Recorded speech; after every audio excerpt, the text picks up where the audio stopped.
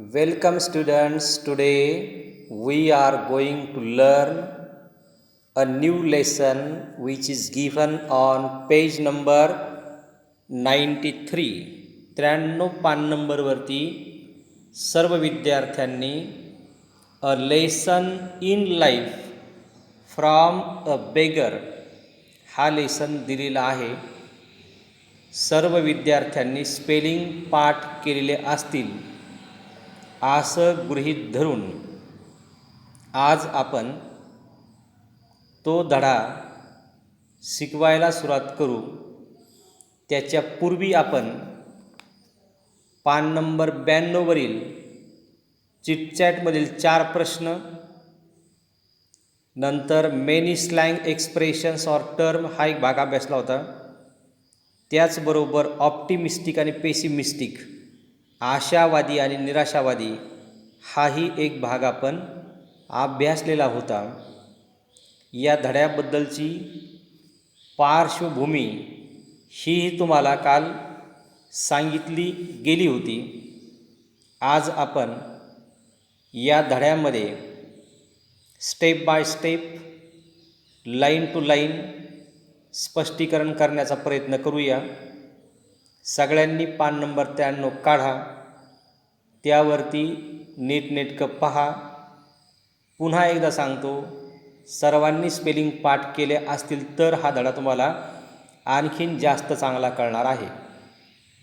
तर सुरुवातीला the story is written by doctor Sudha Murthy, who is a well-known writer of short stories.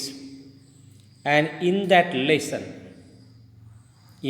lesson we come to realize that the story, a lesson in life from a beggar, is about realizing the true worth of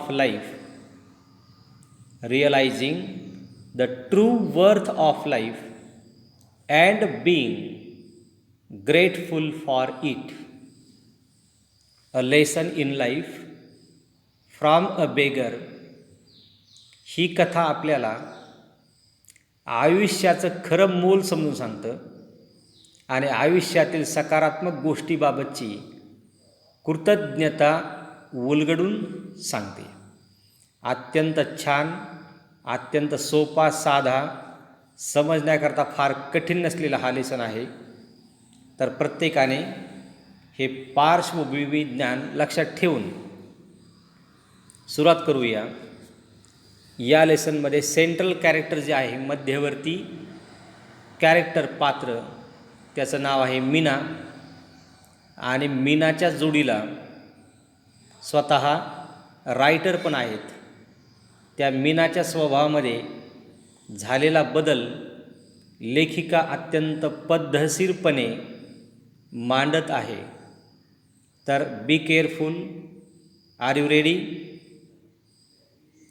सावधात. Meena is a good girl of mine.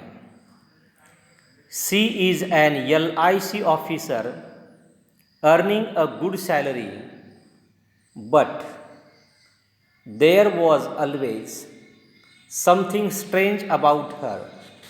She was forever unhappy. Whenever I met her, I would start to feel depressed. It was as though her gloom and cynicism had a way of spreading to others. She never had anything positive to say on any subject or about any person. From the beginning of the lesson, we came to know that Meena is a good friend of mine. MINE, mine म्हणजे माझी. मीना ही अत्यंत माझी चांगली मैत्रीण होती किंवा आहे.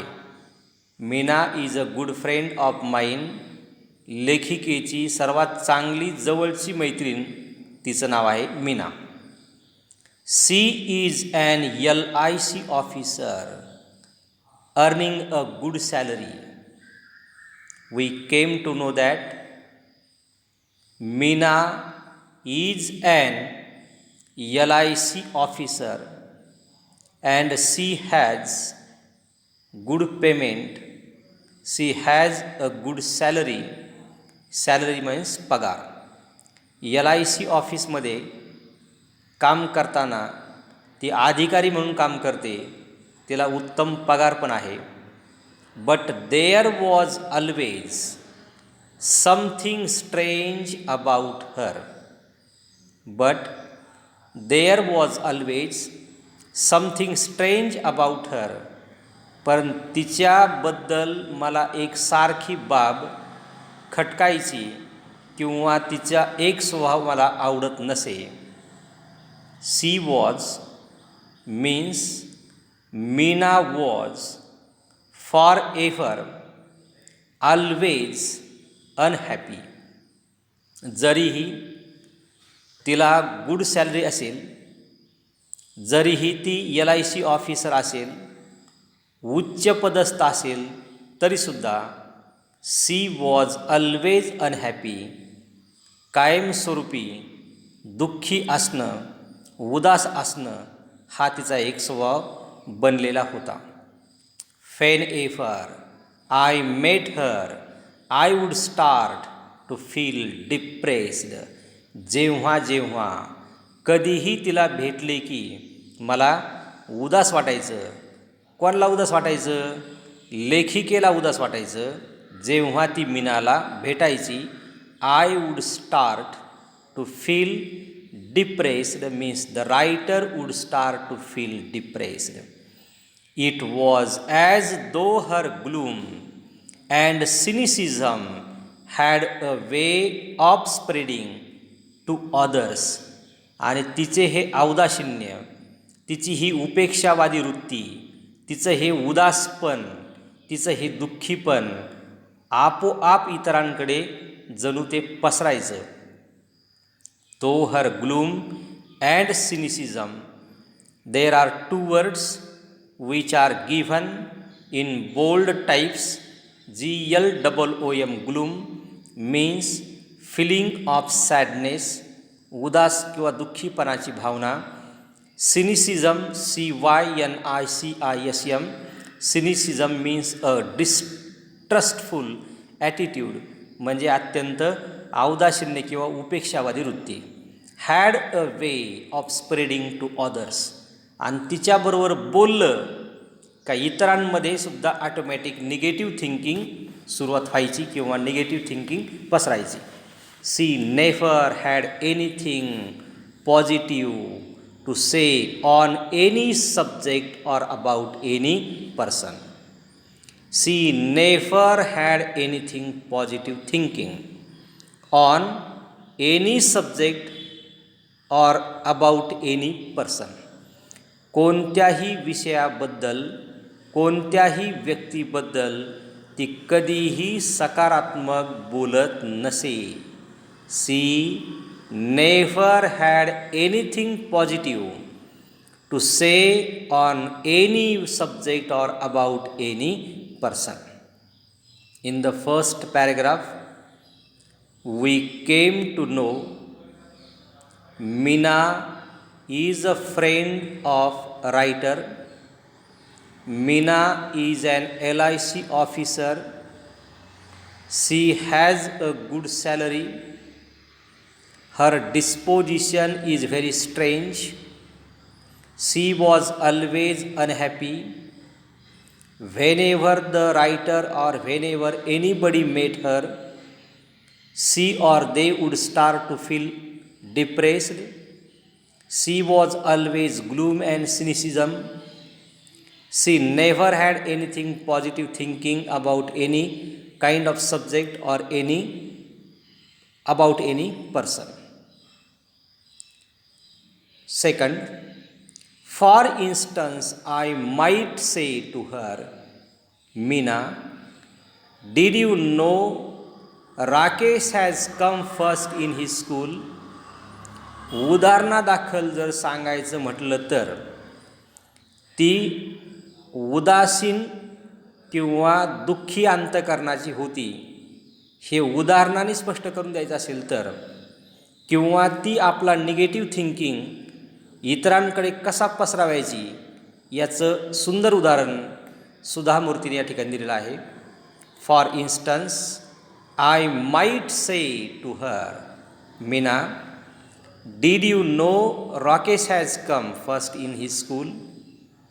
अगं मीना, तुला माहिती आहे का राकेश नावाचा मुलगा त्याच्या शाळेमध्ये पहिला आला? Meena's immediate response, Meena's immediate answer would be to belittle the achievement. मीनाची लगेच प्रतिक्रिया त्याच्याबद्दल यायची आणि त्या प्रतिक्रियेतून त्या रॉकेशचं महत्त्व कसं कमी आहे हे दर्शवण्याचा ती प्रयत्न करायची आणि म्हणायची, naturally his father is a school teacher, she would say. अगं तो त्या शाळेमध्ये पहिला येणारच, कारण का त्याचे वडील त्या शाळेमध्ये शिक्षक असल्यामुळं तो पहिला येणारच. म्हणजे अशा पद्धतीने कोणत्याही घटनेवरती एक वेगळी प्रतिक्रिया नोंदवण्याचा तिचा स्वभाव असायचा किंवा आहे. If I said, example number 2, if I said means if the writer said, Meena, जर लेखिका मीनाला म्हणाली, Shweta is a very beautiful girl isn't she? Shweta is a very beautiful girl isn't she? अगं श्वेता ही आपल्या भागातील एक सर्वात सुंदर अशा प्रकारची मुलगी आहे, नाही का गं? Meena would be pessimistic. आणि असं वर्णन केल्यानंतर मीनाला ही अजिबात आवडत नसायचं.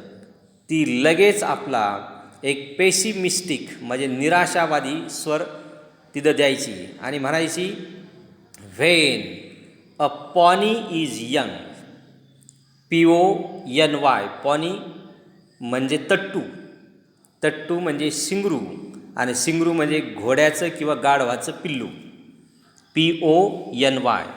जसं घोड्याचं किंवा गाढवाचं पिलाचा जन्म झाल्यानंतर ते इतकं काही सुंदर दिसतं, कारण त्याचं सुंदर दिसण्याचं ते वयच असतं. परंतु गाढवाचे तान्हे क्षणाक्षणा पालटे त्याचा रंग. गाढवाचे ताने क्षणाक्षण होय उणे, उणे म्हणजे कमी होणे. मग गाढवाचं तान्हं जसं जसं हळूहळू मोठं होईल तसं तसं त्याचं रूप कमी होत चालतं. तसं मीना त्या श्वेताबद्दल लेखिकेला म्हणते, अगं ती आज सुंदर आहे, तिचं वयच तसं आहे, परंतु ही लुक्स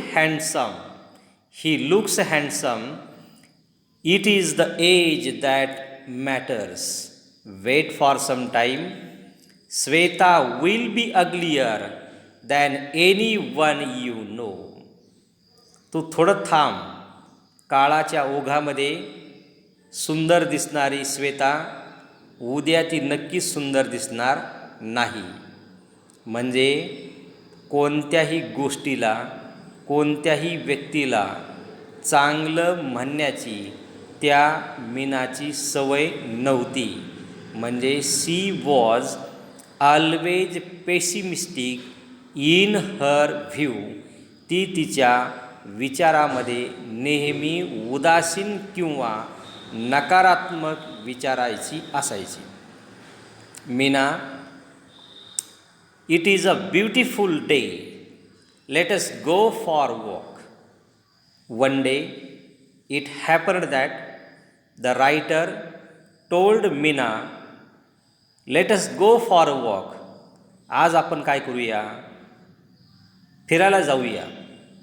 असं म्हटल्याबरोबर मीनाची प्रतिक्रिया, Meena's immediate response is that, no, the sun is too hot and I get tired if I walk too much.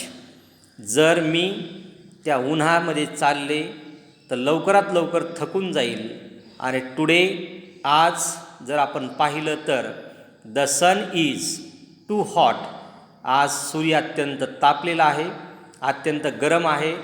That's why we would not like to go in the hot sun.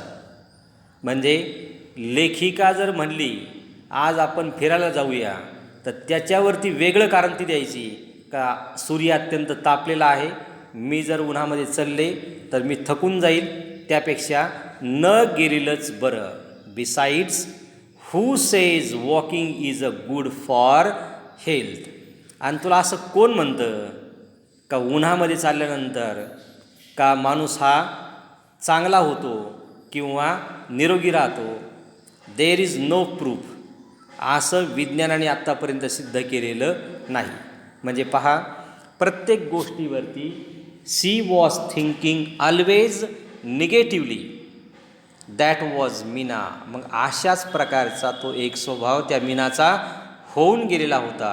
She stayed alone in an apartment as her parents lived in Delhi. आणि अशी ही उदास असणारी, अशी ही कमकुवत विचाराची Meena stayed alone in an apartment. एका अपार्टमेंटमध्ये ती एकटीच राहायची. तिचे आईवडील दिल्लीत राहायचे, त्यामुळे इथे ती एकटीच एका अपार्टमध्ये राहायची. ती एक एकुलती एक मुलगी होती आणि प्रत्येक गोष्टीबद्दल ती नाराजी व्यक्त करायची. She stayed alone in an apartment as her parents lived in Delhi. She was an only child and had the habit of complaining about anything and everything. Naturally, she wasn't a very pleasant company and nobody wanted to visit her. आणि अशा प्रकारच्या खराब स्वभावामुळं nobody wanted to visit her. कोणत्याही व्यक्तीला तिला भेटण्याची इच्छा अजिबात होत नसे. That's why she was lonely, she was forlorn, she had no company. आणि तिला कोणत्याही प्रकारची मैत्रीण किंवा मित्र नसायचे. कारण का तिचा स्वभाव तिला आडवा येत होता.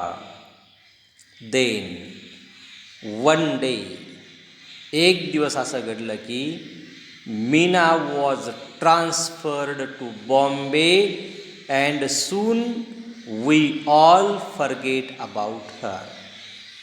एक दिवस LIC office transferred her to Bombay. LIC ऑफिसने मीनाची बदली बॉम्बेला म्हणजे मुंबईला केली. And soon we all forget about her. आणि अशा पद्धतीने एक पेसिमिस्टिक, निराशावादी असलेली मीना आमच्या ध्यानामधून सुद्धा गेली आणि आम्ही सगळे तिच्याबद्दल विसरून गेलो. कारण का तिचा स्वभावच असा असल्यामुळं प्रत्येकजणच्या मनातून ती उतरलेली असल्यामुळं nobody wanted to visit her, nobody wanted to remind her. Many years later, I found myself caught in the rain at Bombay's Flora Fountain. Many years later, काही वर्षानंतर, I found myself, मी एकदा, म्हणजे the writer Sudha Murty found herself caught in the rain at Bombay's flora and fauna. लेखिका एकदा मुंबईच्या flora फाउंटनपाशी, fountain म्हणजे पाण्याचा फवारा, पाण्याचे कारंजे, त्या पाण्याच्या कारंज्याला नाव आहे फ्लोरा. असा फ्लोरा फाउंटनपाशी लेखिका पावसामध्ये सापडलेली होती. Flora Fountain, it was pouring and I didn't have an umbrella. पाऊस नुसता कोसळत होता आणि त्या लेखिकाकडे छत्रीसुद्धा नव्हती. It was pouring and I didn't have an umbrella. I was standing near Akbarally's a popular department store. मग छत्री नसल्यामुळं लेखिका प्रसिद्ध अशा प्रकारचं किंवा लोकप्रिय अशा प्रकारचं एक अकबर अलीज नावाचं डिपार्टमेंट स्टोअर होतं आणि त्या अकबर अलीज डिपार्टमेंट स्टोअरच्या जवळ पाऊस उघडण्याची ती वाट पाहत होती. म्हणजे एक मोठं दुकान असेल, त्या दुकानाच्या समोर पडवी असेल आणि त्या पडवीमध्ये सुधामूर्ती उभा आहेत अशी कल्पना करा आणि त्या वाट पाहत आहेत कशाची? पाऊस उघडण्याची. It was pouring and I didn't have any umbrella. I was standing near Akbarally's a popular department store. Where was the writer standing? The writer was standing near the department of Akbarally's and she was waiting. Who was waiting? Dr. Sudhamurti means the writer was waiting the rain to subside म्हणजे become less, कमी होणे, आणि लेखिका पाऊस कमी होण्याची वाट पाहत होती. Subside is a bold type word. What is the meaning of it? The meaning of it to settle down or stop. थांबणे किंवा स्थानापन्न होणे ची वाट पाहत ती थांबली होती. Suddenly I spotted Meena. एवढ्या पावसामध्ये सुधामूर्तीने मीनाला पाहिलं. आय स्पॉटेड हेरलं किंवा पाहिलं. My first reaction was to run even in that powering rain. She was always negative. She was hopeless. That's why the writer wanted to run away from that place. त्या जागेवरून लेखिकेला आता पळून जावंसं वाटलं. यदा कदाचित जर मीनाने मला पाहिलं तर तिचे नको ते निगेटिव्ह विचार मला ऐकावे लागतील. म्हणून पडत्या पावसात जरी आपण पळून गेलं तरी हरकत नाही, परंतु हिची भेट आता नकोच. Even in that pouring rain I was anxious to avoid being seen by her, having to listen to her ever-ending complaints. I was anxious means the writer was very anxious and she wanted to avoid being seen by her. आपल्याला मीनाने पाहू नये म्हणून सुधामूर्तीने थोडासा प्रयत्न केला असेल. Having to listen to her never ending complaints. तिच्या न संपणाऱ्या तक्रारी ऐकून घेण्यापेक्षा तिच्याकडं आपण न पाहिलेलंच बरं, म्हणजे पाहून न पाहिल्याप्रमाणे तिनं केलं. However I couldn't escape. एवढं असलं तरीसुद्धा आता मीना स्पॉटेड द रायटर. आता मीनाने लेखिकेला हेरलं. Meena spotted the writer. However I couldn't escape. आता मीनाने लेखिकेला पाहिल्यामुळं शी कुड नॉट एस्केप. ती आता तिच्यापासून सुटलेली नाही. She had already seen me and cot.